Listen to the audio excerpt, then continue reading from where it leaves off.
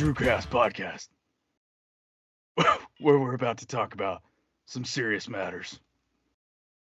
Gotham, America. Here we are. Dusty, how are you? I'm doing good, man. What's up, Drew? Batman. How are you? What's up? So who is everybody? Clearly I'm Batman. Josh, you're Iron Man or Ironhead. No, I am your father. Dude, this mask is so tight. It looks I like can't it. see you for some reason, Andrew. Oh, you can't? No. That's real that's lame. all right. That's Skype though. Can you see Dusty and Josh? Yeah. All right, then we're good to go. Yep.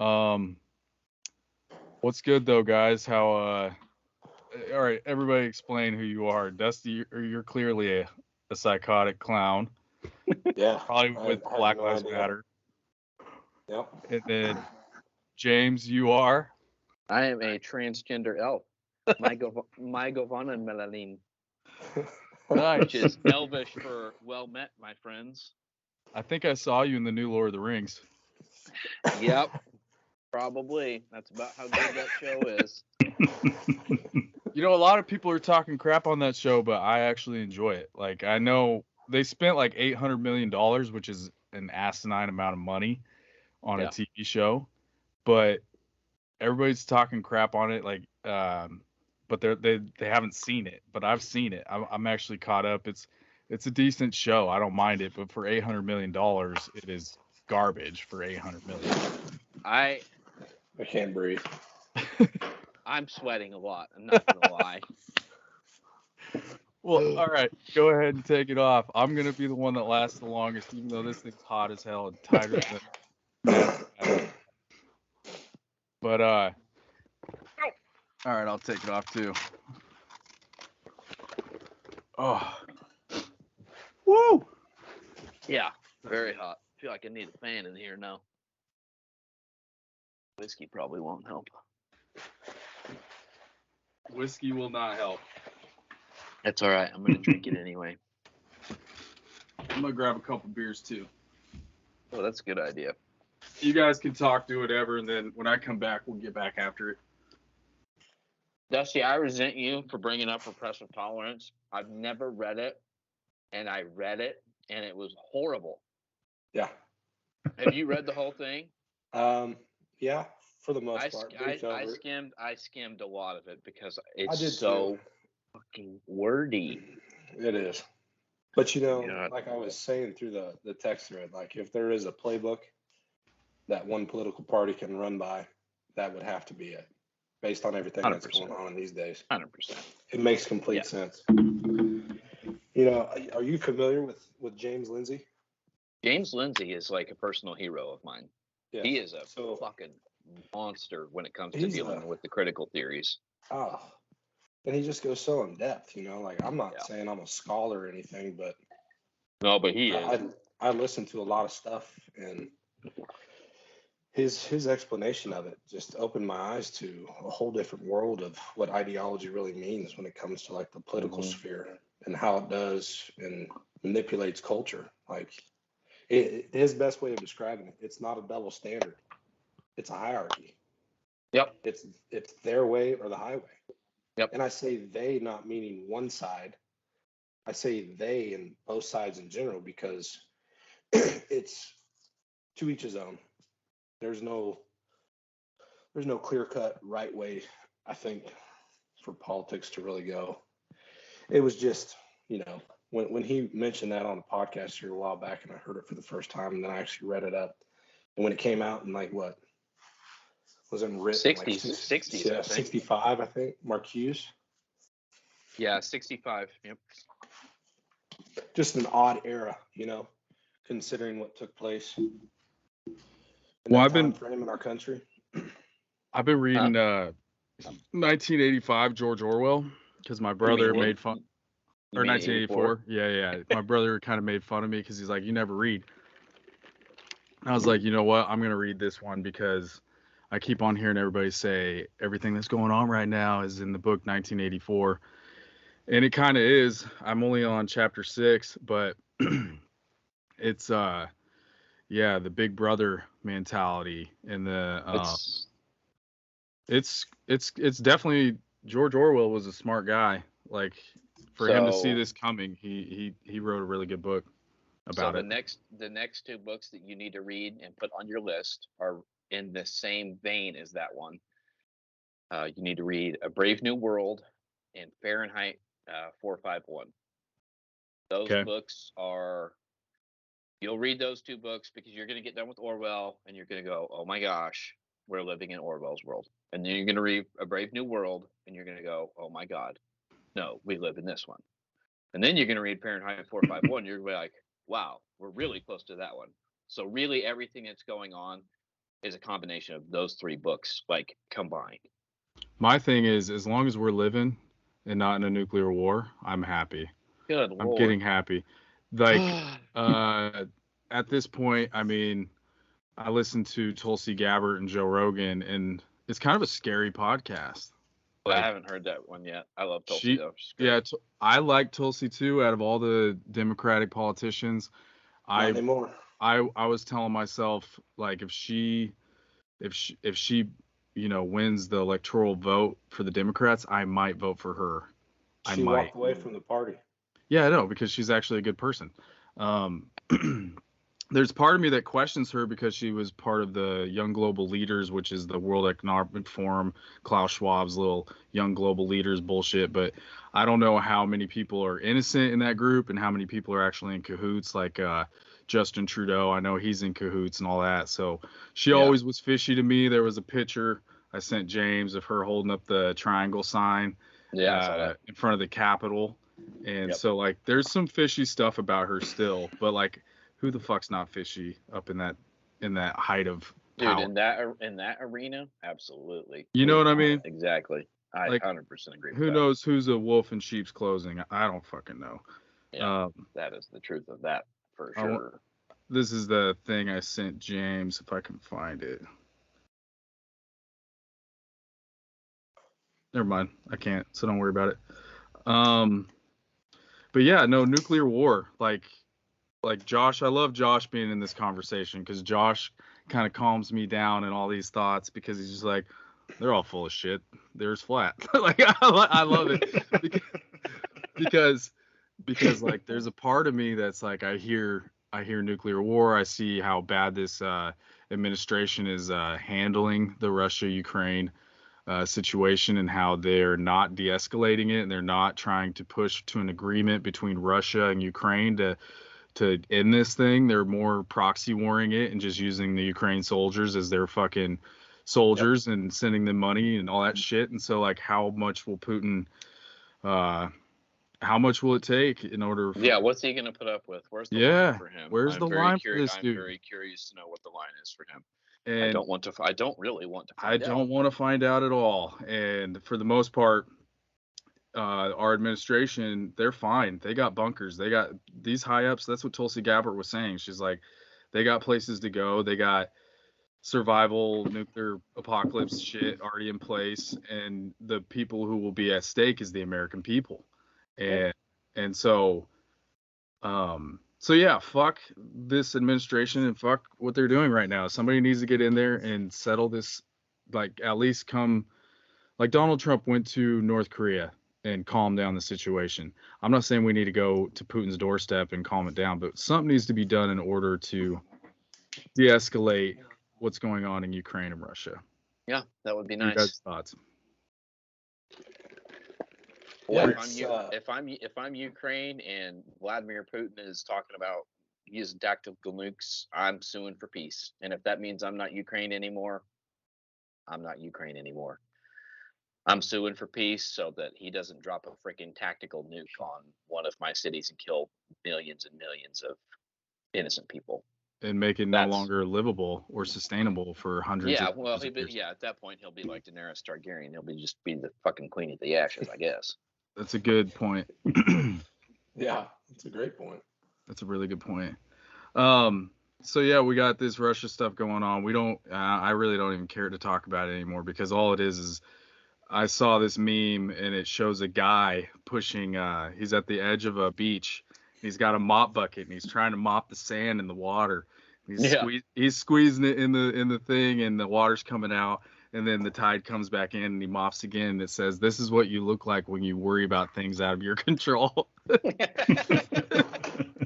Yeah. So that's where I'm at with it all. Like, I can't worry about it. It's out of my control. It's out of your control. We have no say in the matter. And I revert back to what Dusty always says: is nobody has a fucking clue what's going on. So That's true, man. The fog of war. Like, how are you supposed to discern the information that we're getting? How accurate is most of it? How much of it is actual information and not propaganda? exactly. Yeah, the fog of freaking war. Like, who knows what's Yeah, actually true and what's actually going on? I would say that goes along with everything, not just war. Oh yeah, Everything that's going on.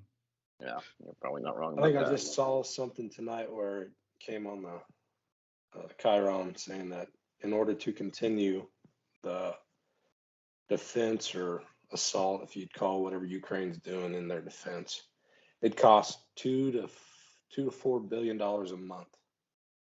So where do you think they're going to get that money? How much From money us. total have we sent them? 100 or 85 billion. Is it 85 now? It's It's 83, It's something just like that. 40 a few weeks ago. Yeah, I know, right? No, I'm no longer seeing pushing money at them as a means of. It's just like a typical just elitist escalating it. move. How do you fix a problem? I'll just throw money at it. You know, it's like you Yeah. said in an opening statement. It is a proxy war. Yeah. You know, because in order to actually go to a full scale war, we have to have a. I mean, we didn't do it in Iraq, but there has to be congressional, approval. And it's if they can fight it on someone else's ground, why not just do it? And I speak of this completely as an amateur when it comes to this stuff, but there's no difference than the old slapdick Joe that comes home at night and watches the evening news, gets the same different information that I'm getting from different podcasts I listen to. I don't think that we have the answers to it, but as I go with everything else we talk about, to me it doesn't hurt to talk about it, because all we're doing is we're just trying to transfer energy, and change perspective in some sense, because it comes down to it. What's left to waste is what our kids will have to live in. So, yeah, you can have that notion of the guy in the mop bucket on the beach, but if simple conversation can spark something differently, that channels out.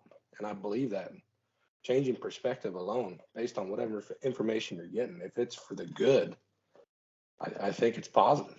It has to be positive. I'm ultimately optimistic about it.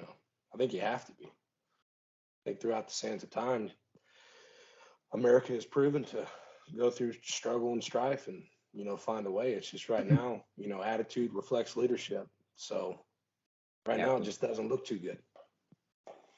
Yeah. And unfortunately we have 2 years of it.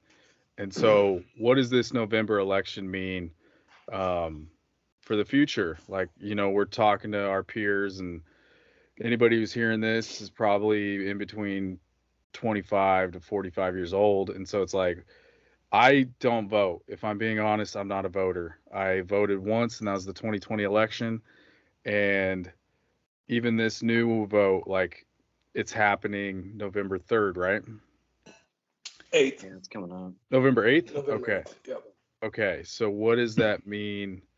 What does that mean? Like, can anybody explain that to me? Like, okay, November 8th comes, the vote comes, what do we do? Like, in order to counterbalance this administration? The Republican Party has an opportunity to take back a lot of seats in the House. Several gubernatorial votes are coming in. Some places can be switched in different states. They call it the red wave. Heard that early on. And whether it's going to show a lot of change or not, that Congress won't be enacted until the first part of January. It'd be the 118th Congress. So, when it comes down to it, I gave you guys that question last time we were on the Union DADS, how many people actually make up the body of Congress. So that 535 number could change, based on party representation. So I think it's pivotal. They always say, well, the next election is the biggest election of your life. And this is me coming, Drew, like you said, the first time I ever voted was in 2020. And it's something that I'm not proud of. You know, I should have been paying more attention as I've gotten to my early part of my adult life, and now call it a midlife crisis. Look at the gray in my beard. See that? Yeah. So what would it change, Drew? It's going to change how the party leadership controls the House of Representatives, which, you know, in order for bills to be passed, they have to be presented on the House floor and get votes and then move to the Senate for approval. And so the more votes you have, depending on whatever bill it is, you can change stuff, you can amend stuff that's already been put in order. There's a lot that can be done. You know, can we stop sending money to Ukraine? Yeah. Yeah. You really could. You know, Nancy Pelosi holds the purse for our congressional, you know, spending, you know, foreign and domestic. So a lot of the stuff that they've passed over last 2 years it's been ludicrous. You know, I think most people hear, you know, some certain bills that actually being presented and how many pages they are and, you know, this and that. You know, and I'm not saying the Republicans are the answer to a lot of these problems, but just anything just to pull it back into some semblance of reality. You know, we just can't, you know, not that I'm an economic major, but we're blowing through fucking money like it's going out of style. And I think everybody can tell just based on what a carton of eggs or a gallon of milk cost. Yeah, I just went and got a Subway sandwich tonight, and while I was at Subway, I was like, no, I don't need chips because I got chips at home. So I got a chicken breast sandwich and then a Dr. Pepper small. He's like $17.92. I was like, what? Yeah. Like Lord. Wow. Yeah, and so I was like, can I see the receipt? That's that California living right there. Yeah, gas is at $7 a gallon where I'm at. Nice. Yeah, bro, it's expensive out here. It's crazy. I'm doing pretty good though. I mean, I work 4 miles from work, so I don't really worry about gas, but I know a lot of my friends at work are just like, dude, I can barely, like, it's almost pointless for me to go to this job in LA, like just, and yeah, they have a rough go with it. And I think it's only going to probably get higher in the next year. And I don't know what's going to happen. All I know is that I'm trying to be optimistic. If I'm being honest, I'm trying to be more spiritual about it. Like, I have a coworker, and he's very, you know, doom and gloom, nuclear bombs, all this stuff. But me and him both share a common faith. And so today I was talking to him, and I just was like, dude, I'm not gonna focus on the doom and gloom of it. We can't. Like, you know what I mean? Like, you got to be there for your family and your kids and all that stuff. So it's like, I'm just gonna go home, love my kids. There's nothing I can do about it than to get on a podcast and talk, and hopefully some people listen and they're like, okay, because there's a lot of people that walk around like, do do do do do, the sun's out, and like nothing. Like, I don't know anything about anything that's going on. I saw this video of a guy walking through Times Square, and he asked these girls how many stars are on the flag, and they're like 53. Oh man, those videos are painful. Yeah, Good and Lord. then he's like, do you know what countries border America? And they're like, Canada and New Mexico. Like, The worst one is when they ask, do you know who fought in the Civil War? And they're oh yeah, they're like France and somebody else, which they're not wrong on that, but yeah, they don't know. Yeah, they're talking about the French Revolution. They're fucking geniuses. Yeah. I'd probably be horrible on those. What you can do, Drew. Honestly, Josh, who fought the Civil War?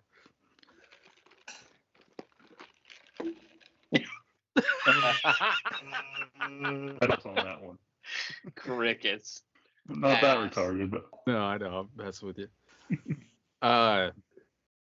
Well, did you guys see that missile that deterred that the thing NASA sent up not too long ago that deterred that asteroid, or hit the asteroid for, you know, future events? I heard a bit about that. Heard about it. I haven't been paying attention to this stuff recently. Well, they said they said that NASA worked with Marvin the Martian to come up with the a good projection Did to they shoot hit a it. frickin' Did they shoot a frickin' laser beam at it? Yeah. Well, they were off course, but I guess Marvin the Martian was hanging on and he deterred it back over to the asteroid and got it. That was nice of him. Oh, that was me, Iron Man. Oh yeah. Iron Man took care of that one. That's my elven magic. No, don't take credit, Iron Man. That's my elven magic. Get out of here. Oh. Yeah. I Did was you talking. change its gender while you're up there? Oh, good Lord.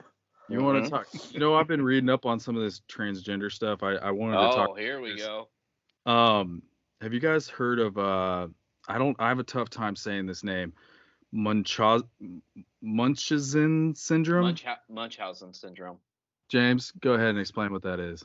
I cannot explain that. I just know how to pronounce the Okay, word. all right, I'll explain it real quick. So basically, it's like the caretaker, like a mom with their son or whatever. A caretaker fabricates, exaggerates, or induces illness in child, which he or she seeks extensive medical testing and or hospitalization. The perpetrator obtains psychological reward in the form of the attention she receives from others. Victimization is often lengthy. The perpetrator, I can't even say this word, is usually the biological mother 98% of the time.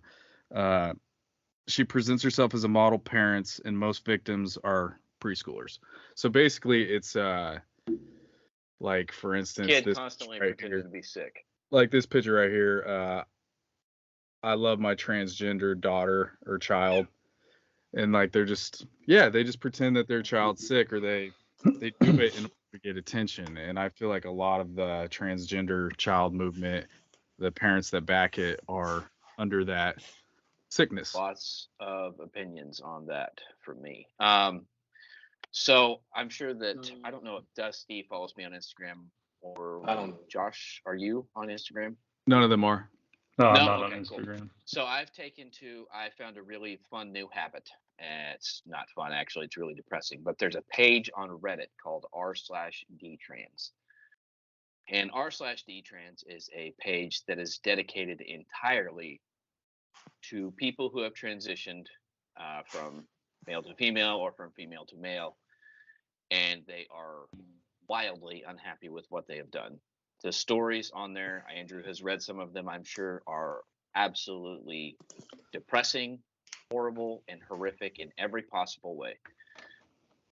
I can't stand to look at myself in the mirror. I don't like the way my voice sounds. I hate my life. I want to kill myself. Like literally, like the worst possible scenarios that you can think for a human being are on r/dtrans. And the thing that they all have in common that I have noticed is that a lot of this stuff seems to be taking place right around the time of puberty, and which can be a confusing time. Apparently, it wasn't too confusing for me, I don't think, but other people deal with that and struggle with it. That's fine. I'm not judging them. But the question that I come away with when I listen to or read all of these stories is when the kid is going into puberty, where is the mom to sit down the daughter and say, you're going to go through some changes and shit's going to be really difficult. It's going to be confusing. Your body's going to be changing. You're going to grow boobs. You're going to have a period. Boys are going to look at you differently, but it's going to be okay. And where are the dads or the parents at all to sit down with the boys and be like, look, your voice is going to change. Girls are going to start looking at you differently. Your balls are about to drop. It's going to get weird. Okay. But it's going to be okay. Where are the parents? They're not taking the parental stance. They're taking the stance of, well, this seems to be trending, so I guess I don't even know if they think that it's trending. They just it's all empathy and compassion and no reality. Mhm. It's all empathy and compassion, and there's no like dealing with Coddling. the reality that coddling. And it's just enabling insanity. It's enabling insanity. I know. Well, it sounds like Keep going, Josh. sounds like a lot of it is almost out of the parents' control. Like they go to school and they get told these things, and then the parents have to fight it. And then I don't know. That seems to be a lot of it anyway. Yep. Yeah. And then they're labeled domestic that's terrorists. yeah, and then that stems into what me and Dusty were talking about earlier with repressive tolerance. That leads right into the critical theories. I view it all as bad parenting. And Josh, I agree with you though. The school is kind of making the kids question a lot of stuff. Not helpful. But not helpful, exactly. Well, but they're helpful, but they're helpful in the compassionate and narcissistic style. They're not helpful in the deal with reality. The only parents I know that are going through this that I know personally, they're not there. They're very busy at work. They're grinding to get a certain position, which they've got, which is very high up. They have a ton of money. The kids can do whatever they want because they have a ton of money in a big house. And so the only family that I know out here that's dealing with that is living that kind of family lifestyle. Me, I don't make nearly as much, and I'm home at 2:00. I'm with my kids from 2 to 10 at night. Then we go to bed. Nice. You know what I mean? Like, yeah. And not that I'm some saint dad. I just am saying I feel like being present is really big right now, to make sure. That's like 50% of parenting. It's just being there, even if you suck at it sometimes. Yeah. I suck. Yeah, exactly. No, yeah. Dude, I'm like so bad at being a parent sometimes. Well, you got 4 little munchkins running around, so I only got like one little baby and then a 12-year-old. Josh over there, he's got like what? How many? Are you on your 13th? Damn. No, I'm the same as Jaymes over there. 4. 4? Yep. You got to watch out for those schools in Mullinville, Kansas, though. I tell you what, they got an agenda. I'm kidding. I think another aspect of the whole trans deal is like tied in with their food and stuff they eat and like all the estrogen and stuff they put in. Dude, it totally could be. It totally could be. Dude, my mother-in-law tonight, I was like, when I was eating my Subway, we were talking. She was on the couch. I was eating my Subway, and we were just talking whatever. And she goes, "Yeah, my mom thinks that chickens turn you gay, like eating chickens." I was like, "What?" And she's like, because the hormones they put in it. And like, she's talking about her 85-year-old mother who doesn't trust the shots, who doesn't trust, like, she's all about it. But it's interesting. There's a ton of weird stuff in food. I was talking with Dave Hardinger when I was in Kansas, and I was like, "Dude, what's up with these kids, man? These kids are huge out here right now." And he's like, "I think it's soy." Dave chalked it up to soy, and I don't know anything about that, but soy boys. Soy boys. Soy supposedly has a lot of estrogen in it, so if you're giving your kids like a bunch of like soy products, like soy milk and stuff like that, supposedly you can mess with guys' hormones and make them like overweight and stuff, even though they're young and or girls develop fast, you know. Yeah. Supposedly, but you know. Did you guys see the news today about Alex Jones? Because like I'm a big Alex Jones. I used to be. Oh, what did he do now? Well, it's still over the Sandy Hook stuff. The court came to an agreement, and he owes the families of Sandy Hook. Alex Jones ordered to pay $965 million to Sandy Hook families. Doesn't matter. That's so much money. Who says he has to pay it? He doesn't. He doesn't. Really? No. Bro, how does that work? He can hide all of his money in corporations. Corporations, LLCs, doesn't matter. I think but if they're making him, Alex Jones, the individual, pay for this, and Alex Jones owns what is it, InfoWars? Yeah. InfoWars. So InfoWars is a company, so it's probably an LLC or an INC. If it's an INC, Alex Jones has to deal with board members. He has to deal with quarterly reporting and this and that. He doesn't have to take a cent out of InfoWars. He can literally just pay his own salary for the rest of his life, and that's that. It's like trying to squeeze blood out of a rock. Suing people is not. It's not everything that everybody thinks cracked it is. up to be. Okay. Yeah. Okay. Are you guys familiar with Viva and Barnes? There are 2 lawyers. One's a Canadian, one's American. Robert Barnes and David Fry. Never heard of I think you sent us a podcast of that one, didn't you? Yeah. Robert Barnes is a great constitutional lawyer. He's done a lot of cases, and he's done a lot of cases regarding the vaccine mandates and stuff. And these two just talk about legal cases across the country, and they've talked about Jones quite a bit. And he was stating the fact, if it's based on certain statutes and states where the lawsuits take place, the media runs the number, what the total is going to be. But under law, there's only a certain amount that he has to pay out. So, Drew, consider the source wherever you got that number from. You want me to tell you? Yeah. It generates Hood Ratch TV. Yeah. So it's like the initial I feel like price, those numbers are not accurate. Yeah, I doubt it. The initial price of, what was it, like 150 million? I think Robert Barnes said it was going to be upwards of 5 million total. So yeah, the media just runs with that shit. I'm not a Alex Jones sympathizer, although I think the guy, he's crazy. Don't get me wrong. It's a slippery slope, though. It It's is attacking the First Amendment. It's basically saying, okay, they're making rules about this. Supposedly he did. I don't know if this is true, but supposedly in his previous videos he gave the address of the victim's family, and they got sent like pictures of dead kids and like, just like, F you, I'm gonna rape you. So like, if that's the case, then I understand this case and he was in the wrong 100%. But I don't know if he gave out the addresses like they're saying. But I don't know. I don't really care to look into it either. But what's crazy is that could get a court case and none of the voter fraud could even make it to court. Or they threw it all out on, what was it, procedural stuff? Standing. All of that stuff got thrown out. Oh yeah, bad standing, right? Yeah. Mm-hmm. Yeah, that was stupid, man. That was a really bad decision on their part strategically. So it's like terrible. Well, dude. My thing was, at the time, like, okay, like, let's see what the actual crap is going on. Like, and if there's no foul play and Biden actually won, cool. That's fine.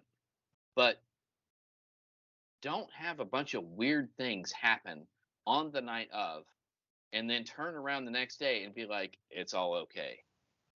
Like, dude, you're going to make people suspicious. See the cases. Just open the evidence and let's look at it and be like, no, there's nothing here. Or yes, there's something here. Like 74,000 ballots in Arizona that have no chain of custody. What the fuck is that about? Biden only won Arizona by 10,000. Well, it's not just that, James. It's the talking heads in the media came out shortly after it and saying it is the most safe and secure election of all time. Yeah, after just they told gaslighting started from the jump. Yeah, after they told us for 4 years that Donald Trump's election was rigged by Russia. Yeah, but you see, though, Donald the average person just reads the headlines and they're like, "Yeah, I'll go with that." Yeah, that's it. I guess that seems legit. It's just like Drew, you said earlier. What can I do? And I mean, I'm gonna be honest with you. You can vote. The Constitution, the framers of the Constitution. I hope it's legitimate. Like my thing and my concern is it legit? We don't know, and that's what we'll find out come November, because I don't see any way this administration is going to continually win this blue train that they've been winning since 2020 without a fraudulent vote. And so if the House and the Senate doesn't get over by a red, I will know it's a rigged election. Democrats are sick of it in California. They're sick of it. My mother-in-law just got done telling me, like, most of her family's Democrat, and she's like, yeah, this is asinine. This is crazy. Yeah. So like, for it to not flip in this November, I will know it's a fraudulent system and we are fucked. I don't know about that, dude. I don't know about that part of it, because I'm in Johnson County, Kansas. I'm in like one of 3 blue counties in Kansas. And I don't know what it is with Republicans, but they have no fucking ground game in Johnson County. They have no ground game. Dude, my congresswoman, she calls me all the time. I am constantly getting calls from Sharice Davis's office. Literally, their office calls me once a week. Every time I get on YouTube, every time I get on Instagram, anything, I am barraged with a wave of Democrat freaking ads on my phone. Yep. The Republicans in this county that are running, they haven't they haven't given me any mail. They haven't posted anything on my door. They sure as hell don't call me. I don't see a single Republican advertisement on anything anywhere. Like, Republicans need to figure out the motherfucking ground game, because they ain't got one. They don't have one. And No, the James, Democrats own them on that. I'm glad you brought that up. You know, as I said, the first time I voted was in 2020. And to give a little background of what took place in a short period of 8 to 10 months after that, you know, I'm the type, you know, athletically, you can beat me, but don't fucking cheat me. And if you cheat me, I'm going to try to figure out. So, Sure. you know, there's a feeling of, okay, I get my name in the hat, I do my civil duty, I vote, doesn't go my way, all this information comes out, and I just sit back. And, you know, Drew and I, we talked about it before. You know, I get pissed. That emotional side comes out, and it's like, okay, something happened. So then you start going with, you know, stop the steal, and it was the machines, it was this or that. You know, months would carry on. So I wanted to sit back in my own time, and I want to try to understand what it is that I'm getting mad at, why it is the way it is. Yeah. And, you know, when it comes down to the two parties itself, you know, take the conservative, you know, viewpoint. Conservatives are generally self-sufficient, keep to themselves, status quo. Don't fuck with me, I won't fuck with you. So when it comes to the marketing of it, it's not like that for the conservatives. They're just high and mighty sometimes, you know, in the idea of what they think is what, you know, the whole consensus is, and it's not. You know, it's like I told Drew and Josh in the last podcast. You know, I grew up playing all kinds of sports.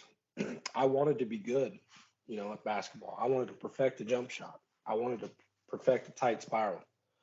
I wanted to hit a baseball opposite field. You know, and I think if you look at the other side, and I'm just saying Democrats, you know, not in general, but for the majority, some of these kids, they're raised in the political sphere of how to game the system. They understand how the game is played more than me, and they've been doing it for years. So you say the ground game part, I reflect that back to an analogy using, you know, sports and football in general. They are much more well equipped, not in just their effort to market their ideologies and persuade voters, but in actually how they go out and they do it. They put the work in, and they build these people up to play the game a certain way. And I'll just be honest, if you're going a two-party system, the left is so much better at playing that game than the right is. There's no way around it. I think that the right is coming around to it, and there's two people that kind of give me some encouragement in that they understand what's going on. One is a guy named Billy Prempeh. I don't know if you've heard of him. He's a black guy that's running for Congress in a very, very blue county up in New Jersey. And the other gal is a black gal that is running for a congressional seat in Baltimore. And she's running as a black Republican in Baltimore. And both of them, they were on 10 cast. It was probably a few years ago. I think it was right around 2020. And the essential argument basically for both of them was, look, like, we live in super blue cities and we have all of these problems, but everyone keeps voting for the same thing. And I think it was Kimberly Klasick. She was like, I don't care if I don't win. She was like, I don't care if I don't win. If I go and we go through the vote in 2020 and I lose, that's fine, because at least I'm out on the ground doing something. She was like, because Republicans have abandoned these areas completely and just given them up for blue for eternity. Can you blame them? No, but she's not wrong though. You can't. No, but she's not wrong. No. Yeah, Democrats have to save their own cities at the end of the day. Well, blue cities, blue I don't see blue cities ever changing to red. No, they're too blue. But I at mean, least she's too trying one-sided. to get the message out. I like that. Yeah, and like I said, Tulsi Gabbard, I would have voted for her if she would have been running. I liked her, and so like there are Democrats I agree with.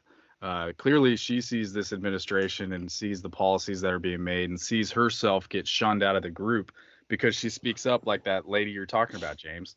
If you don't go with the narrative of the Democrats, you're out. And Yeah, that's just how they roll. That Tulsi Gabbard thing, I heard on Timcast today, they made a good point. It's like, yeah, it's all good and dandy, but it's too late, Tulsi. You endorsed Biden after you demolished Kamala Harris during the primary on the debate stage, and Kamala had already agreed with the sympathizers and the girl that accused Biden of sexual misconduct, and then she turns around and she gets the VP nod. It's like it's a group, it's a big fucking group, and we ain't part of it. That's right. It's a big club, and you ain't in it. Yeah, Bill Hicks. What did you expect? He told us everything that was going to happen.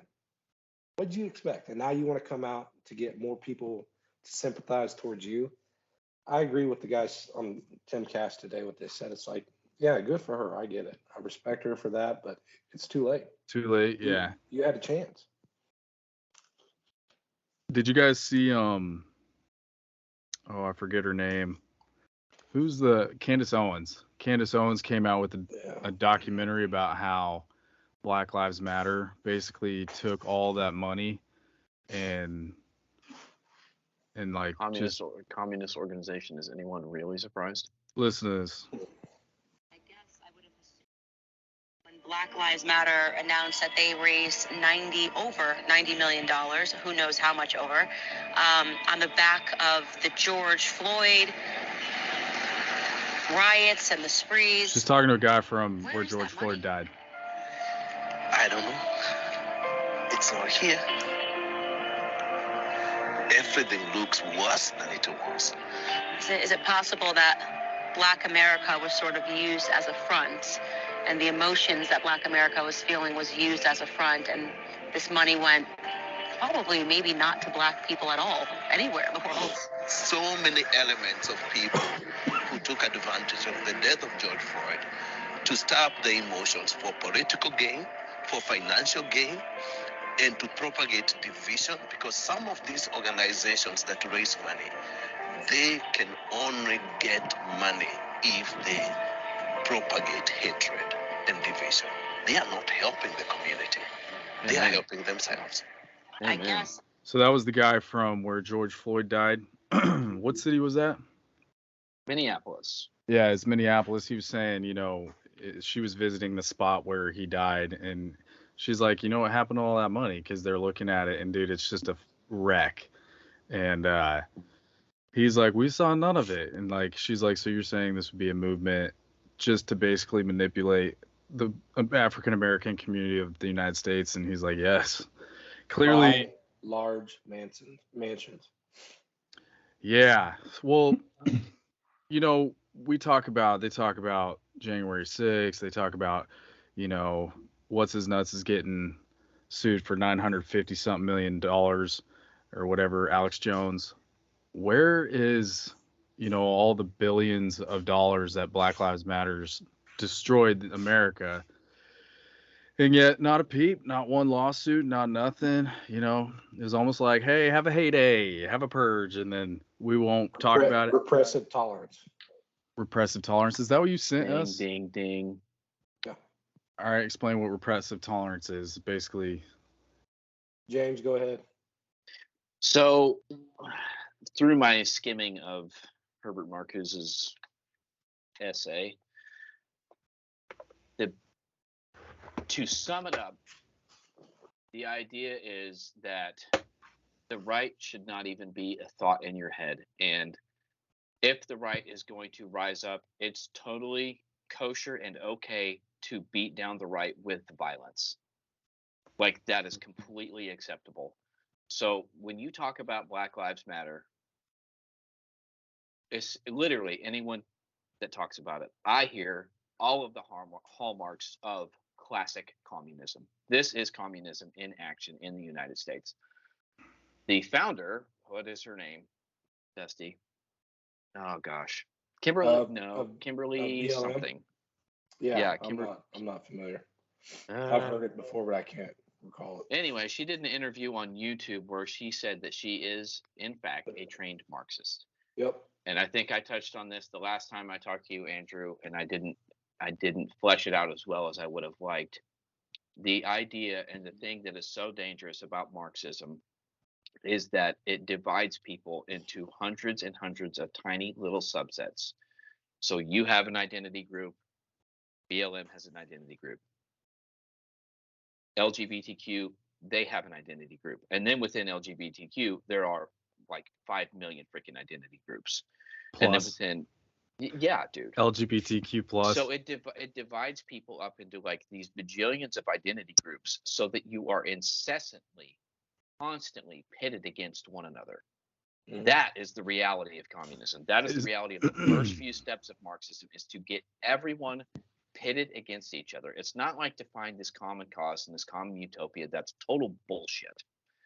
It's So is the complete reason BS. being to keep you in constant little battles to never see It's the to big? keep you in constant little battles so that they can effect a revolution on the establishment scale. That's why the revolution is already happening in some places. When you look at Portland and Seattle, what happens to violent offenders in Portland and Seattle during Donald Trump's administration? They get arrested, they get let out on minimal bail, and then they get put back in the streets immediately. It's because those district attorneys have been put in, they sympathize with the position. They don't even have to be communists. They just have to sympathize with Antifa's position, and so they let them back out. That's how it starts.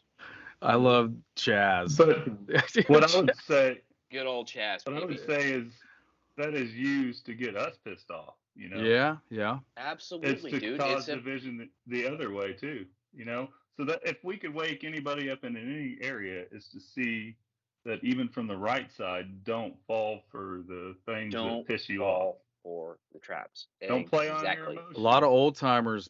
Absolutely think through it. Like me and Josh, we work with old timers, and man, they get riled up when they come to work after listening to Fox, or they come to work after listening to some really right-leaning news radio. Like I see it. I know And Josh. I understand why they're Yeah, seeing yeah. their country destroyed. Yeah. But No, and Josh is. That's what I argue with them Dude. about. Is like, you got to see that this is being done on purpose. It's to get Exactly. you pissed off It's and all to to hate your bait neighbor you. because he's got a D by his name. Yeah. Yep.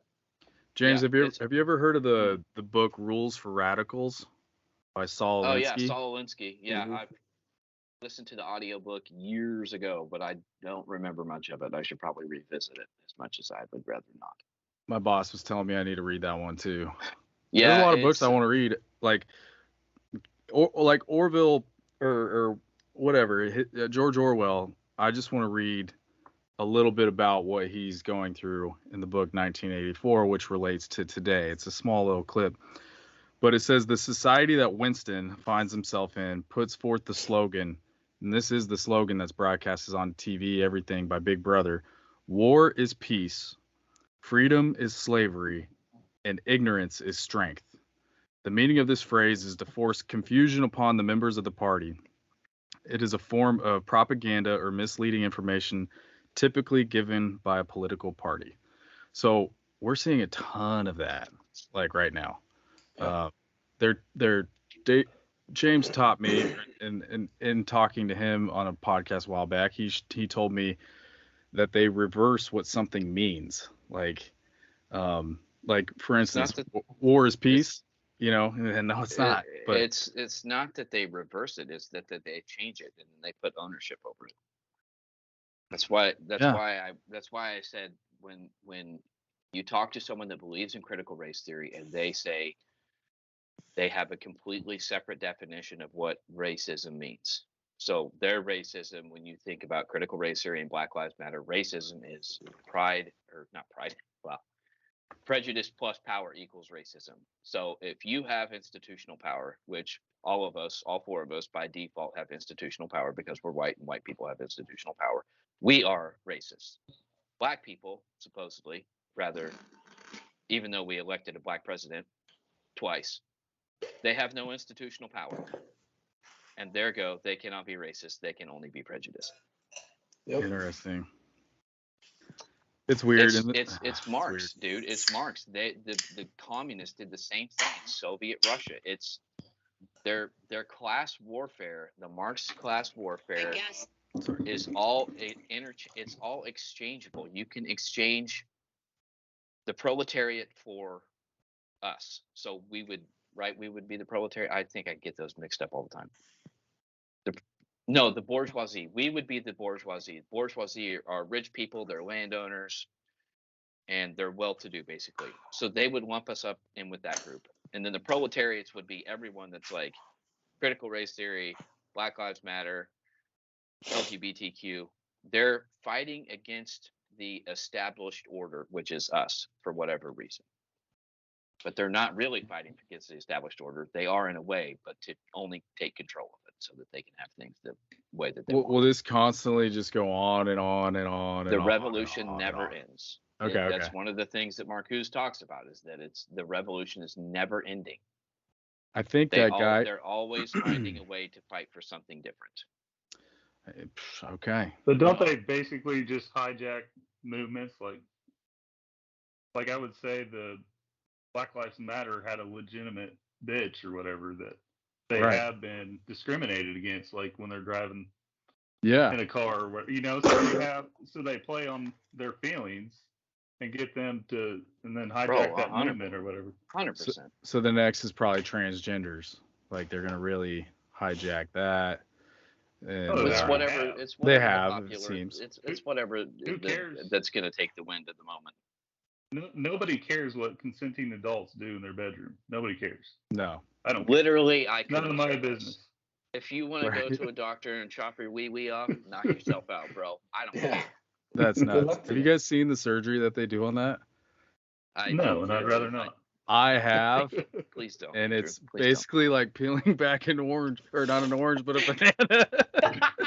It's like peeling back a banana, bro. It's not good. That's why I said if you do that surgery and you want to be called Deborah, I'll call you Deborah. But I don't care. Whatever. Yeah, I don't care either. Like Josh said, it's when they go after kids, that's when it's an issue, and it seems like that's what they're doing. 100%. That's another one of Marxist. That's another Marxist goal, is to get your kids away from your families. But see the importance of conversations like this is, Josh, like you said, don't play into the game. Dude, that's act such an on your important emotional point. side of it, but in another sense, you don't have to be a scholar to try to understand how the game's being played. Drew, hat off to you for digging into that. I still lack that. I listen to podcast as my source of information with experts, quote unquote, that talk about these things, because I've got nothing else better to do with my time. And you try to strike up a general conversation with the average coworker or a friend or whatever, and they're just like, they've never heard of any of it. And it's like, well, you sit back after the couple conversations like that and you're like, well, no fucking wonder shit's in fucking chaos right now. If we all just took just a little bit of time to just understand that you're going to be emotional about certain situations in life, but understand why you're emotional. Sure. Why is it that they're pulling at your strings? How is it they get you so fucking easily? Because to me, I was raised, my father always had a great saying, good quote, whatever. You're either a problem or you're a solution. And people don't like to pay problems. So, Drew and I, we talked about, political stuff over the last several months, and we started saying it's solution based from here on out. Yeah, we can get emotional about certain things, but you have to find a common ground and understand that emotional side is always going to be a part of it, whether it's going your way or it's not.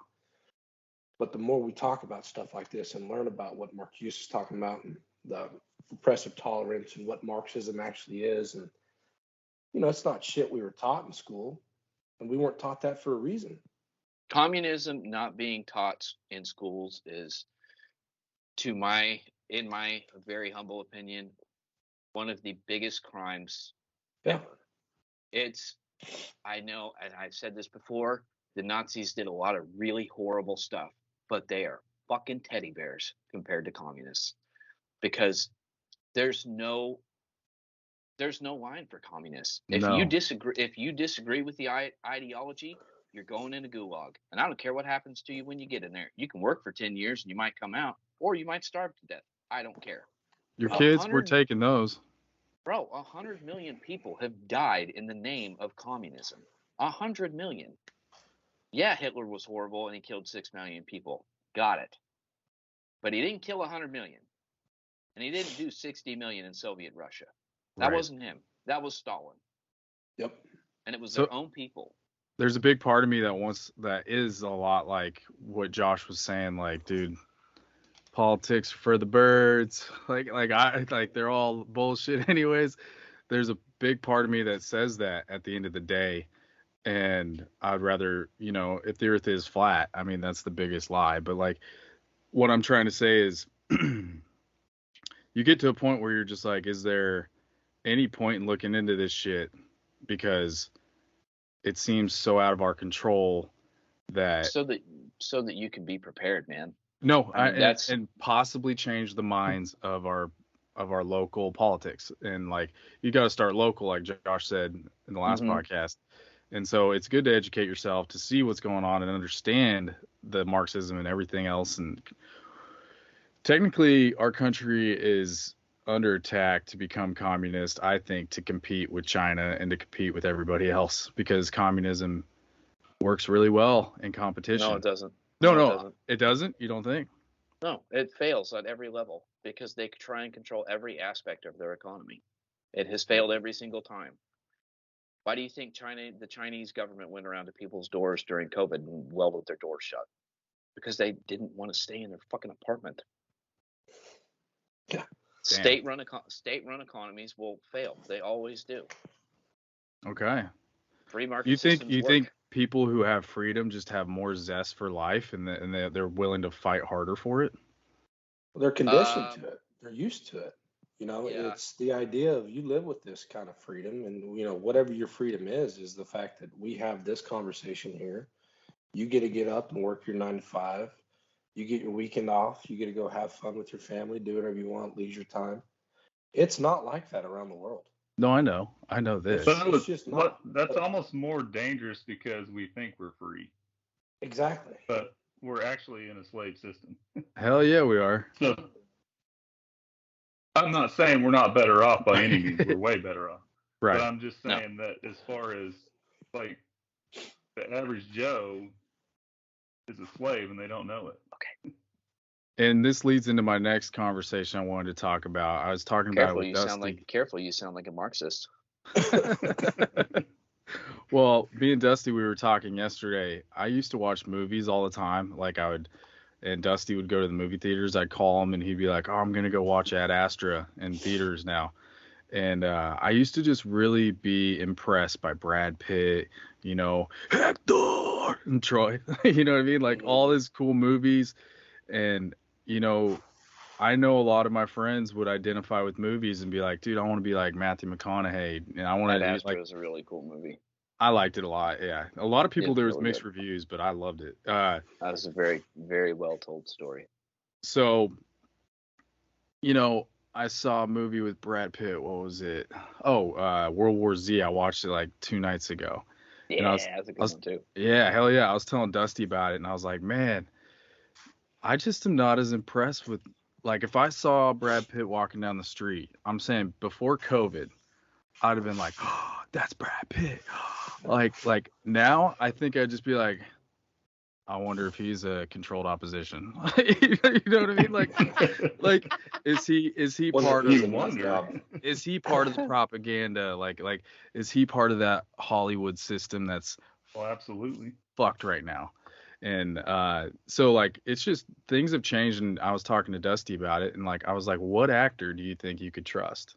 And like, the one we came up with was Chris Pratt. Like, maybe Chris Pratt has got his one I thought of. Right. But then Dusty told me he married Arnold Schwarzenegger's daughter, and Arnold Schwarzenegger during COVID Nazi. said, "Fuck your freedoms." Yeah. So. And Arnold's dad was a Nazi. He was an Austrian Nazi. Yeah. He helped cook a bunch of Jews. Yeah, and technically wouldn't Arnold have been communist if he would have stayed in Russia? technically. Well, he's from communist. He's from Austria, which got conquered by the Germans, and then his dad became a German Nazi and cooked a bunch of people in concentration camps. And he was the governor of California. And then he was the governor. What are you guys' thoughts on Hollywood though? Like where it's at after COVID? Creativity's dead. You know, oh man, you're gonna kill a boy. Let's Watch go. out. I was so. I mean, this was me. You know, living here in Hutch. Drew can attest to this. I'd go to the movie theater by myself every Friday. Just going to the movie theater by yourself is the best. I can't tell you how many times I was the only person in a movie theater watching a movie on a Sunday matinee. And like sometimes I'd catch the evening movie and I'd be the only one in there. And then I'm walking out of the movie theater. All the other movies are over and all the workers just look at me like, really, dude? We have to stay open for you. Like, dude, because going to the theater is like the most American thing ever. It's like literally one of my favorite things. It was. And, you know, I went because it was inspiring, you know, to hear and see stories portrayed. And, you know, it was stimulating to me because, you know, I was still a young adult, you know, trying to find my way. And now they're just coming out with fucking sequels to movies that were made, you know, 30, 40 years ago. It's like there's no creativity, you know. And Andrew Breitbart, you know, he said, you know, politics is downstream from where culture's at. Well, look where our culture is now. Listen to music. Mm-hmm. There's no fucking music coming out nowadays that's worth a shit. And I'm a country fan, and it is hot fucking garbage. Oh, dude. It's hot garbage. You know, Luke Bryan, if I hear him sing another country song about pickup truck in a fucking cornfield next to a barn, I'm going to vomit. It drives me absolutely insane. Oh, man. Coming from a guy who writes music, and I'm not saying I'm great, but I've always thought that. I've always thought the creativity that's involved in these guys who are basically part of the elite country singers, especially in country, elite. It's always been just cookie cutter. I get in my truck and I ride down the street and I pick up my girl and we watch the sunset. Dude, tell me a story. We'll be riding in the car. We'll be riding in the car and you know the radio will be on and it'll be a country station. And this song will come on and I'll hear like one verse, two verses. And then the hook and I'm just like, I press the button so hard. I'm like, just fucking try. And I'm changing the channel. And Destiny's like, oh, what? I'm like, these guys are so fucking lazy when it comes to this shit. Like, living with you, Drew, for a while, you'd write a song on the fucking pot in 10 minutes and it told more of a story than these guys have millions of dollars at their leisure. And this is the product they put out? Get the fuck out of here. Yeah, I did most of my writing on the toilet, which sounds crazy, but that's the best place to write a song. Anyways, yeah, no, so you're right. Everything is cookie cutter. You know, you got the Little Mermaid, whatever, with the black girl, which, whatever. If it's a good movie, it's a good movie. Who cares? Who cares? And so then you have the Star Wars, I don't know, the 60,000 Star Wars out there. Oh, boy. James loves. Wait, is that Mandalorian shirt you're wearing? Yeah, it is. Actually, Mandalorian's all right. So yeah, I do like Mandalorian. Massive gripe with Star Wars and the Lord of the Rings because I am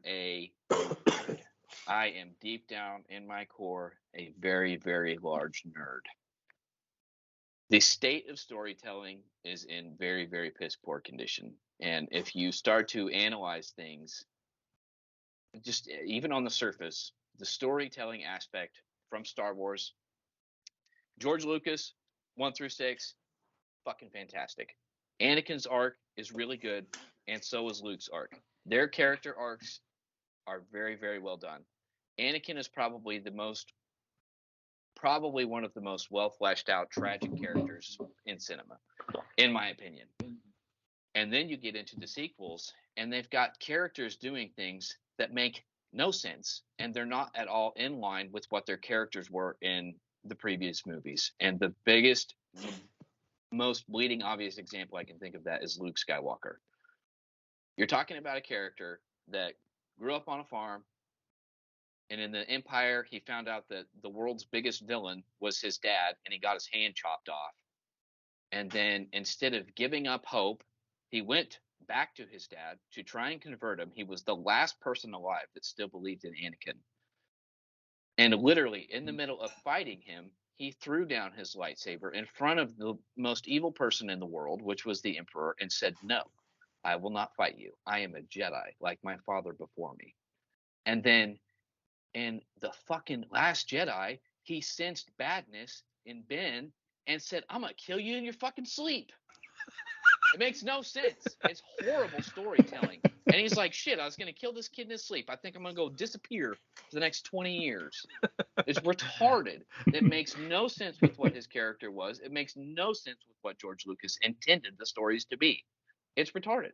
It's just a Disney ride now, and just a theme park at Disneyland. It's just a Disney ride. And then with the last one that they had with bringing Palpatine back, they completely, it was like the writers just were like, what else can we do to shit all over Lucas? Oh, I know. The Sith that Anakin Skywalker destroyed by killing Darth Vader and killing the Emperor, we're just going to bring the Emperor back. And the Chosen One prophecy doesn't mean shit anymore because we need a bit baddie, and I got nothing. You know, I'm not a big Star Wars guy, and like just you telling me that kind of was like, wow, what a. Yeah. The very first part, I was like, wow, that's really noble of him to put down his Jedi thing and say, you know, not me, I'm a Jedi like my father before me. And then the next, he was literally willing to die because he still believed in Anakin, because he still believed in the goodness of his father. He was literally going to die because of that.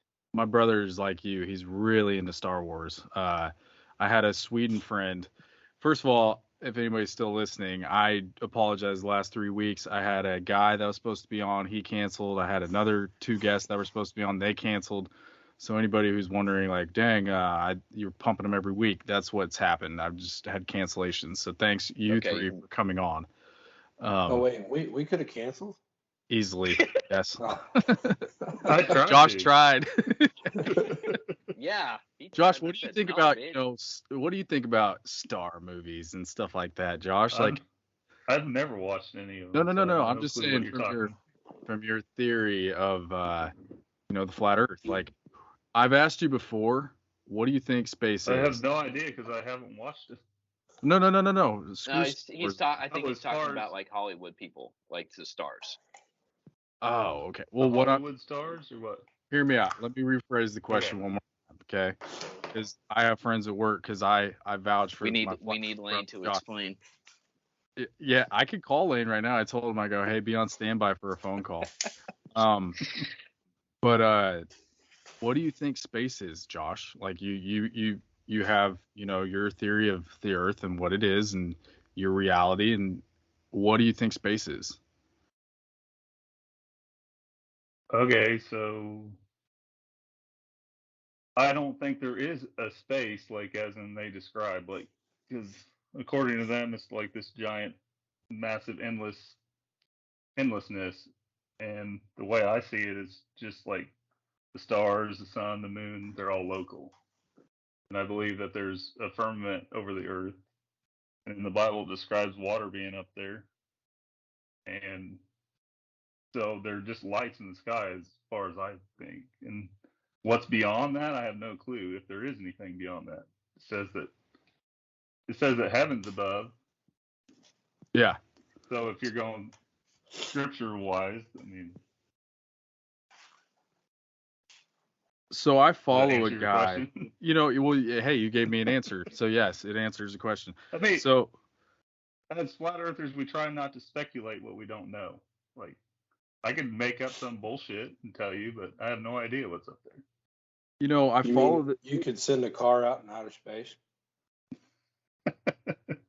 I don't think so, no. Yeah.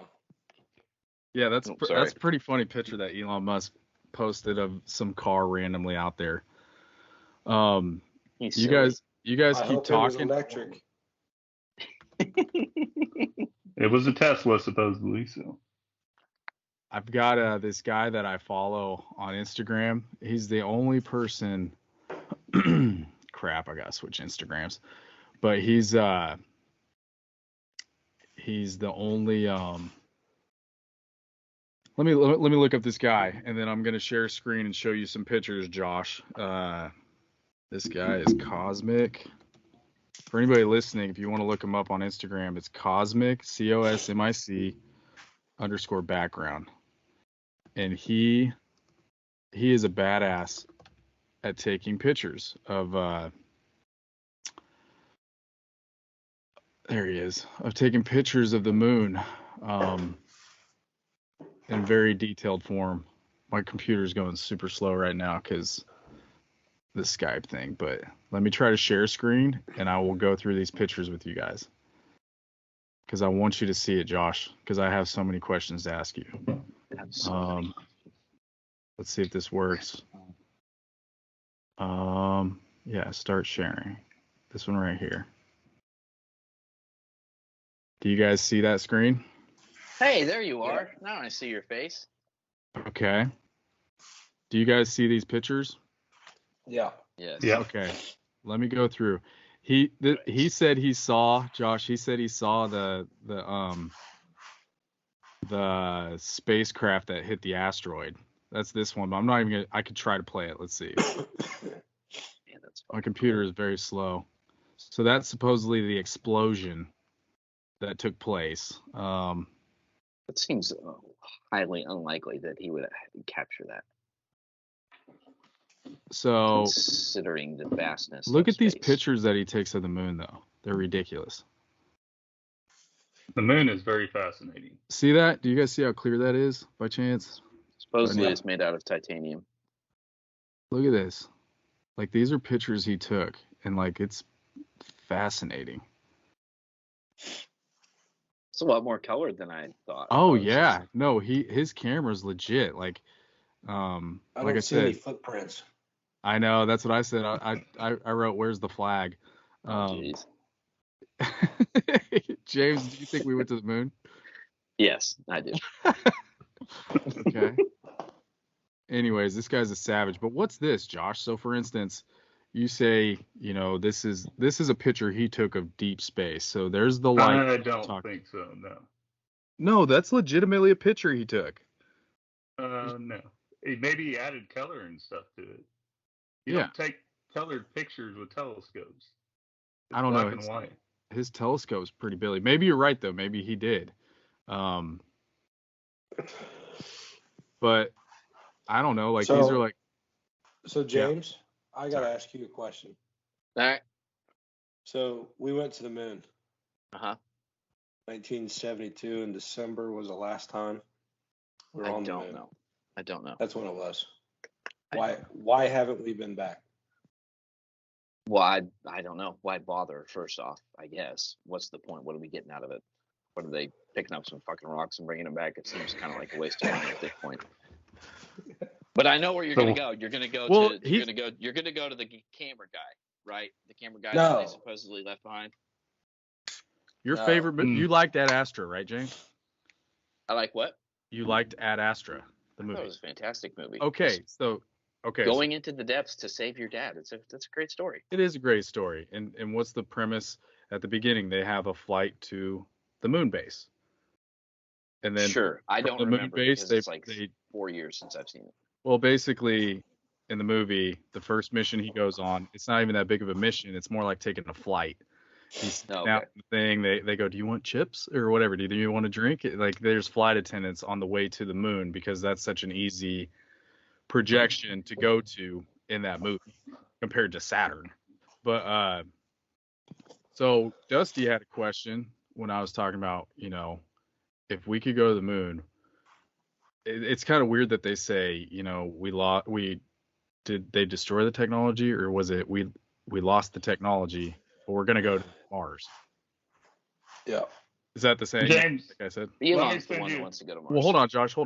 So James, my point to you is, if we could go to the moon, wouldn't we start building a base on the moon? Kind of like Dusty said, if I'm gonna visit Andrew in California, I'm gonna stop in Colorado, fill up my tank, and then I'm going to keep going on my mission to go visit me in California. Wouldn't we want to do that?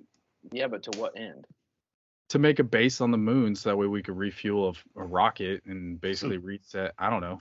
Like, No, Yeah, because again, what he's saying is to what supposedly end? we're gonna To colonize space Mars, travel. supposedly. So No, wouldn't we start on Elon's the moon? going to colonize Mars. Wouldn't we Not start on the NASA, moon? Probably? Eli. I don't know. Well, Why don't you talk to Eli Elon, about that? He's the one that's got the plans. he's funded by NASA. He got a lot of his money from the government. which was Nazi ran at the beginning. Whatever.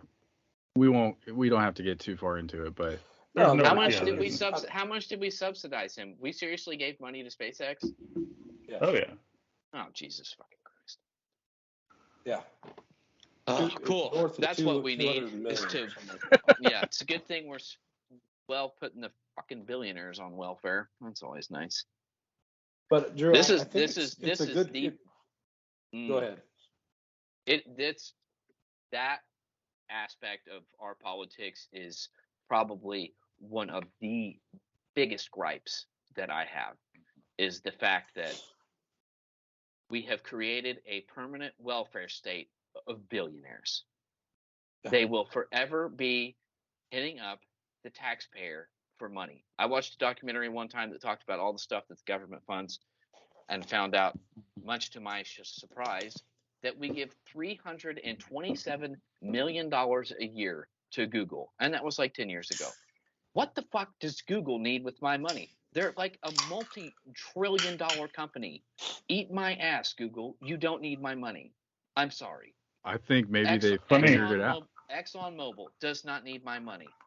OPEC doesn't need my money. Do you guys think that any billionaire like your Elon Musk or Jeff Bezos or Mark Zuckerberg, any of those guys, you think any of that's organic? You think it happened naturally? And I think some. I think Some I of think it. I think I don't some think of all it. of it. There's definitely a business aspect to it, because like I have a friend who had no money and now he's got $45 million. He had to Oh, put that's himself cool. in a position to get that money. He But didn't. that $45 million ain't nothing. He wants to be a When we're billionaire. This guy. when we're talking, Crazy. I'll take 45 million. Well, I'm saying when we're talking the other level that we're talking. I'm with you, Josh. Yeah. So you're saying, Yeah. because at some point, Yes, people can organically get rich, but not to that level without being pawns in the system. Sure. Yeah. And those people shouldn't be funded. for instance, FBI came to Mark Zuckerberg and was like, hey, do not push any of this Hunter Biden stuff. We'll censor this. So yeah, he admitted the FBI came in and did all that, and I'm sure he was very compliant. Well, I think the Facebook whole thing was a CIA program, and then Yeah, that makes sense. Facebook. like Book of Faces, yes, they get people voluntarily to give up their information. If the government came in and said, "Hey, I want you to take pictures of all your family members and label their faces," Shoot me your that our address while you're at it. so that our software can recognize your face, nobody would do it. But if it comes out in a social media platform, Well, then Jaymes, people willingly do it. True. Josh, that's a great point. It's a great point. I want to, in the words of Jen Psaki, I want to circle back. You said, why not go back to the moon and explore? And you said, to what ends? I assume you mean, when would it stop? Isn't the essence of what humanity has been throughout history exploration itself? Let's take all the madness of what politics are. Let's just take it away. Let's generalize the focus on something more. To me, this can't be it. I don't think this is it. Is it not pertinent to try to advance? And they are advancing, but explore. The fact that we haven't been back since A-Tracks were in late model 69, 68 Chevelles. We haven't been back to the place, when JFK said, we don't choose to go to the moon because it's easy. We choose to go because it's hard. We just have not done anything to show effort towards that, which generalized, it brings up the emotional side of, prosperity throughout, a certain culture. I mean, I just don't, and I said this before, you can put my name on that conspiracy right there. I just don't think it was done. To me, it just doesn't make sense. It doesn't make sense that it was to that state and what our evolution of our society and culture was, and then it just dropped the fuck off. Just doesn't make sense. The words are, or the excuses are, well, the money, it costs too much money. Look how much fucking money we print on a daily basis. Money is just, it's an idea at this point.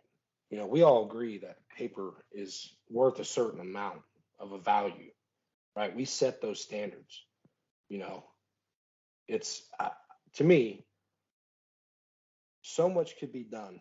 And Drew, we go way back when it talks about like what religion is in this world. Depending on where you're born in certain parts of the world, if we all just come together and like you said earlier, none of us know what the fuck's going on.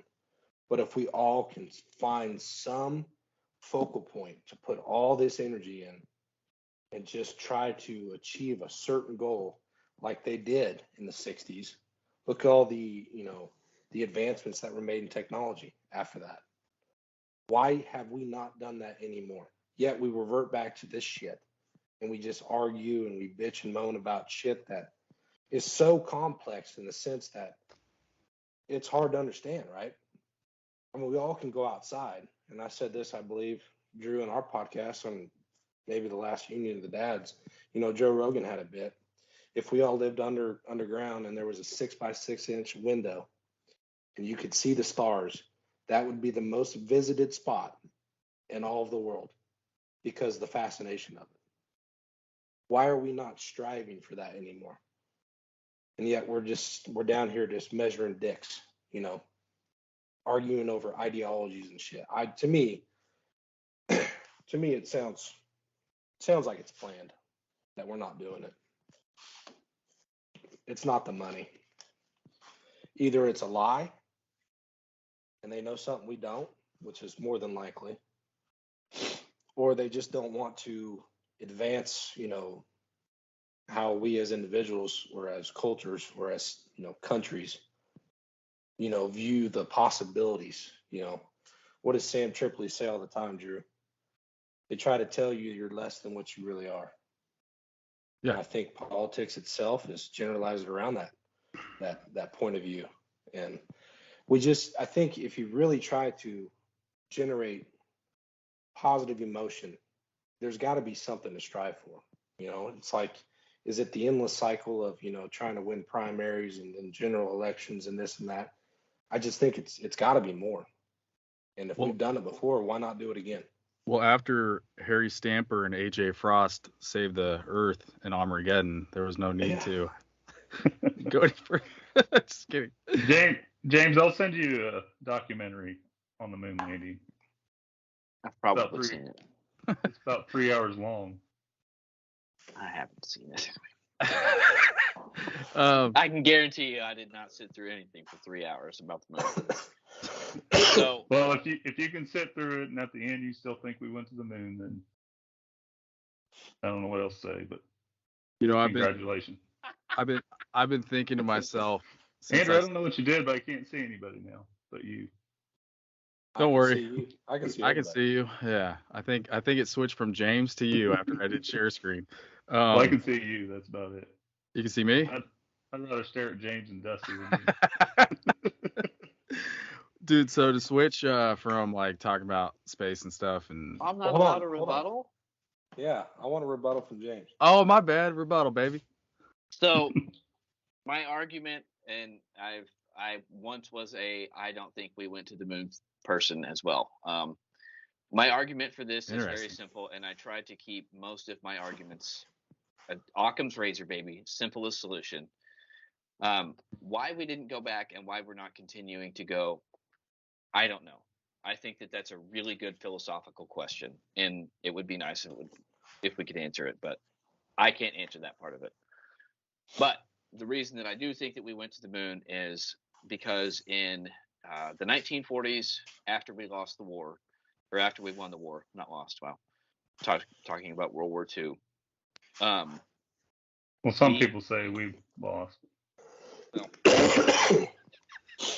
hijacked a bunch of we basically hired like 1,100 Nazi scientists to come Yeah. work for the United Operation States. Paperclip. Operation Paperclip. We all know it. We all know it well. And the reason that we did this was because we were concerned about atomic warfare. We were concerned about Russia getting the same tech that we did. But a lot of that stuff gets lost in details, and the devil is in the details. And when we went to pick up our Nazi scientists, something that several scientists in the United States said and pointed out about their rocket development was that the Nazis were at least 25 to 30 years ahead of where we were in rocket development. Like, they were by far, not even close, leading the world in rocket technology. One of the main architects for that was Wernher von Braun. He ended up being one of the heads at NASA. In fact, if you Google it, there is a picture of Wernher von Braun standing right beside John F. Kennedy. He was, in fact, a convicted war criminal. He had 12 Jews hanging outside of his office in Nordhausen. Damn. So I think that we made a lot of moral compromises in the name of progress. I think that we went to the moon, and when it comes to the camera guide that got left behind, I think there's another Occam's razor, very simple solution. It's called a remote control.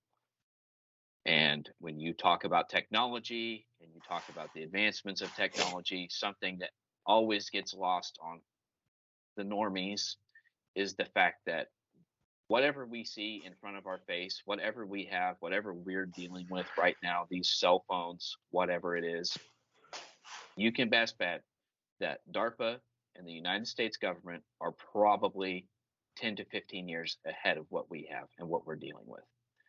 And if you take the timeline of that, it's very simple. 1969 was the last one. Remote 72. controls for remote controls came out for televisions in the 80s? That's 10 years later, 15 years later. It's not that far of a leap. That's my very simple solution, is that it did happen. We went, TV was controlled by a remote, and we recruited a bunch of really shitty people to help us do it. And Neil Armstrong made a phone call to Funny fact President. about Wernher von Braun, he was pretty good friends with Walt Disney. Saying. Was he really?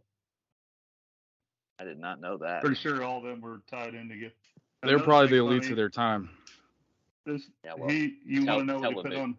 You want to know what he put on his tombstone? I was looking for that right now, by the way. Tell me, what did he put on his tombstone? That's fascinating. Psalms 19:1. The heavens declare the glory of God, and the firmament showeth his handiwork. I've heard that. Yeah, I was trying to look that up real quick, Josh. This is what it says. Maybe they took it out of it, but the heavens declare the glory of God, the skies proclaim the work of his hands. Day after day they pour forth speech, night after night they display knowledge. There is no speech or language where the voice is not heard. I was looking for the firmament, but I didn't see it. That's probably in the King James. Okay. See that, yes, lots of translations. Yeah. Speaking of which, I was talking to a guy today, about the whole nuclear bombs and all that stuff, and I was like, I know a lot of my listeners are probably not believers in God and all that, but I mean, I asked him, I was like, what about our kids, man? If a nuclear bomb takes out my 2-year-old, you know what I mean? And I was like, what about, do they go to heaven? And he was saying some pretty intense stuff. And I was like, we can all take our own perspective of what God is. And he goes, no, I go to scripture and scripture alone. I'm like, okay, well, anyways, I don't like dealing with people like that, if I'm being honest. But because I want to get my daughter baptized when I go to Kansas in November. I don't know what that means. I don't know if that helps. I don't know. It's just there's something I want to do for her. But not that I wanted to go off on that tangent, but I was gonna talk about how, James, you and I talked about living simpler, kind of like how Josh is. Josh right now has a really good thing going for him. I believe where he lives, it's actually pretty chill. Dusty, you got a damn good thing going for you too. In Hutch, Kansas, you got a nice backyard, all that good stuff. I've been referring back to keeping my life simpler more than making more money, because my brother's always telling me, just make more money. Dude, I'm making like a lot right now, and it doesn't make me happy. What makes me happy is the sense of freedom that small towns give that Kansas gives and stuff like that. So I read this quote today and it got me. It got me good. You guys got to hear this. It's funny. So one day, a rich dad took his son on a trip to a village. He wanted to show him how poor someone can be. They spent time on the farm of a poor family. On their return from the trip, the father asked his son, "How was the trip?" "It was great, Dad." "Did you see how poor people live?" the father asked. "Oh, yes," said the son. "So tell me, what did you learn from this trip?" asked the father. The son answered, "We have one dog, they have four. We have a pool, they have rivers. We have a tube light at night, they have stars. We buy foods, they grow theirs. We have walls to protect us, they have friends. We have televisions, they spend time with family and relatives." The boy's father was speechless. Then his son added, "Thanks, Dad, for showing me how poor we are." So then I was like all caught up on that. I was like, "Ah, man, it's sentimental." So I go to the comments. And this is the funniest part. "Don't believe this bullshit. I'm from a small village, and believe me, life is totally different, and it sucks." Oh, dude, I thought it was so funny. Like, That's because really good. I was feeling all sentimental by it, and I was like, I'll go to the comments, see what they're saying. And the very top one is, okay. Well, gents, That's good. what can we take away from this conversation whenever it comes to people listening and when we wake up tomorrow and it's a new day, and I'm trying to find hope in each day. I'm trying to find the goodness in everything when everything around us is like dum-dums running the country, crazy guys over in Russia, and cold winter's coming for Europe, and like everything's just negative, and I'm Winter fucking is coming. sick of it. Yeah, speaking of Game of Thrones, James, It's gonna be a dark winter. you guys want to talk about a good TV show? I'm just gonna go off on this rant because I know probably all three of you haven't watched it. Maybe James has. House of Dragons. House of Dragon is awesome. Matt Okay. Smith is unrecognizable from his previous role as Doctor Who. The man is a chameleon. Is that Daemon? Yes. Daemon is the man. I know you guys, you and Josh, Dusty, you guys haven't seen this show. No, Bro, People listening. He can keep his tongue. Dude. All right. Yeah, you it's saw it. dirty. Yeah. Oh, it's dirty. Oh, hell yeah, dude. Hell yeah. I guess the in the first Game of Thrones, who was the guy who like envisioned, like he had the crows around him? It's Bran.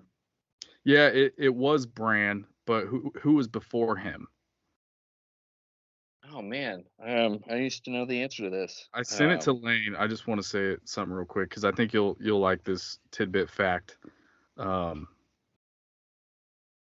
have you noticed that the dagger that Viserys has is the same dagger that Arya used to kill the Night King?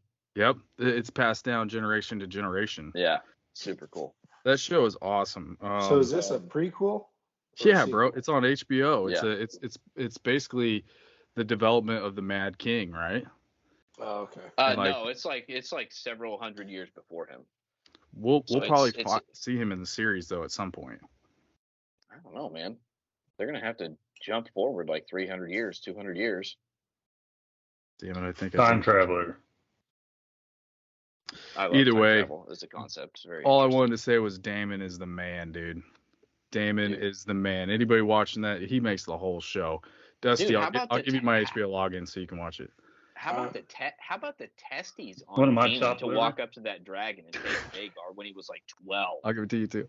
Yeah, no, and that guy is the next Daemon. That guy. Oh, for sure. When he said something at the end of that last episode, Daemon kind of looked at him and was like, "Boys, go to bed." Like, like he you could tell he respected the hell out of him. Yeah. Okay, so give me one hopeful thing, and then we'll end this podcast. From each of you, what do you guys got? Crickets. I wasn't prepared for the question. Sorry. No, I know you got to think about it. I would say November. We have a little bit of hope in our vote. I'm going to hold to it as an American that America is still America and that I have faith in the people.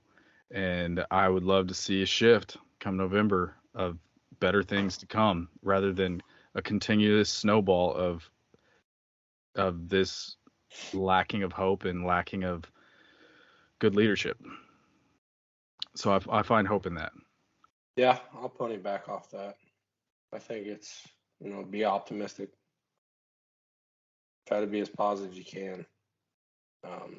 Understand that it's all within your power to try to understand how the game's being played.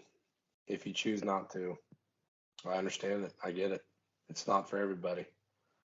But it's a small minority of people that are actually persuading and moving our country in the wrong direction. And,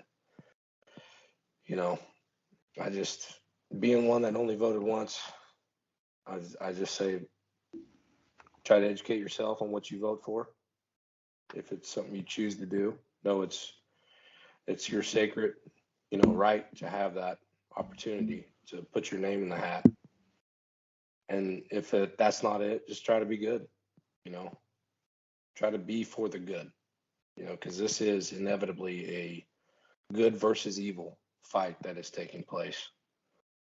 And it's on all fronts. It's ideologies, it's mindsets, it's, common day-to-day behavior, in between you and your peers.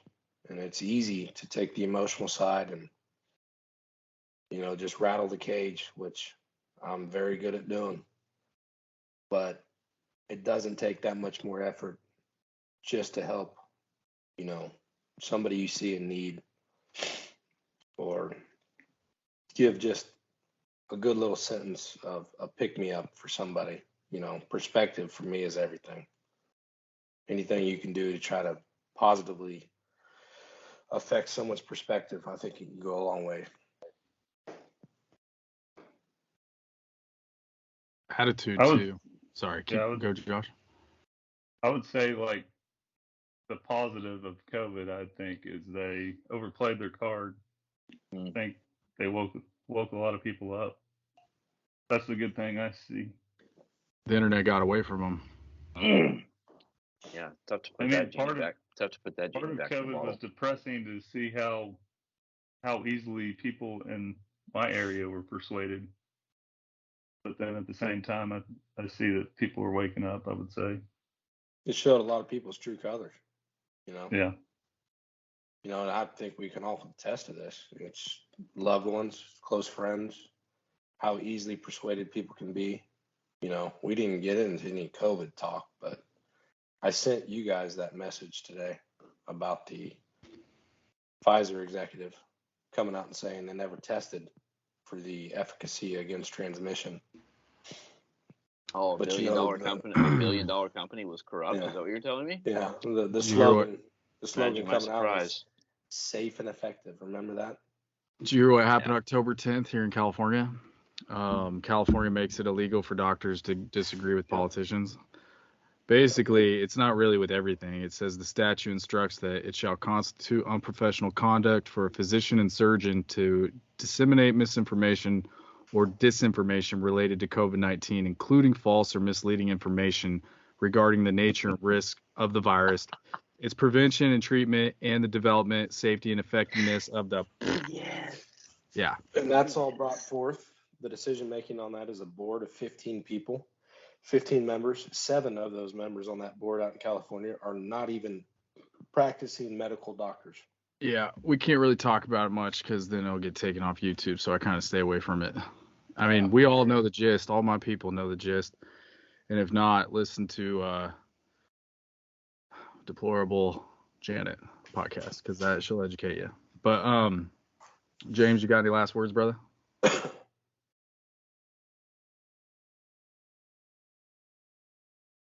The left is losing, and I say this all the time, and I say that to my black-pilled people. The left is losing. It just doesn't feel like it because they are very, very loud. They're losing the culture war. They're losing politics. They're just losing. The PayPal, I took mine down the second I heard about that crap that went on like 3 or 4 days ago. I used PayPal for a lot of stuff, and I was like, all right, delete. Yeah, and it's not even important that the right wins. No, it's just common sense. I am no Republican, but the left is losing, and it's the left insanity that's losing, and they're losing the culture war. We just talked about how crap the culture is now when it comes to storytelling and stuff like that. That's it. That is a That is a core value for them, is owning, storytelling, and portraying things. And they're doing a piss poor job of it these days. So, all right, gentlemen. They're losing.